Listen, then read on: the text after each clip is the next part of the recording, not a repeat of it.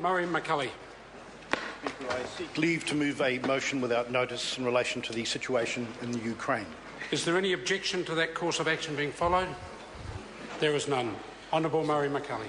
Mr. Speaker, I move that this House express deep concern at the Russian Federation's violation of Ukrainian sovereignty and territorial integrity in breach of its international obligations, and call for steps to de-escalate tensions, including the withdrawal of Russian troops back to base and the promotion of dialogue among affected parties. Mr. Speaker, over the past few days we've seen troops from the Russian Federation take steps that have placed them in effective control of the autonomous region of Crimea in the Ukraine.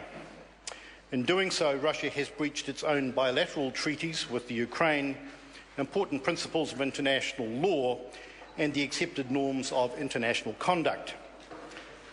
That Russia has legitimate interests at stake in the Crimea is undeniable. This is a former Russian territory with a Russian-speaking majority and the home of key Russian bases. But the manner in which Russia has pursued those interests is completely and totally unacceptable. Yesterday, on my instructions, the Foreign Ministry called in the Russian ambassador to register in very clear terms New Zealand's alarm at these developments.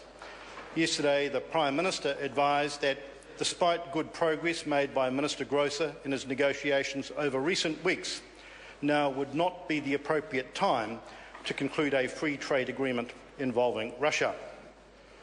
Mr. Speaker, as a small country, New Zealand depends on good institutions and rules to promote constructive international conduct. What has happened in the Crimea in recent days challenges basic concepts of acceptable international behaviour, and we have said so. What is needed now is a reversal in the current escalation of tensions. We need to see Russian troops go back to their bases.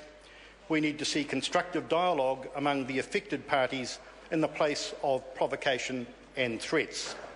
The New Zealand Government has therefore joined with those countries that share our values and principles and our growing dismay at unfolding events in calling for calm, for concrete steps to de-escalate tensions and for constructive dialogue between the affected parties. The question is that the motion be agreed to. David Sherrill. I rise in support of the motion. The escalation of tensions in the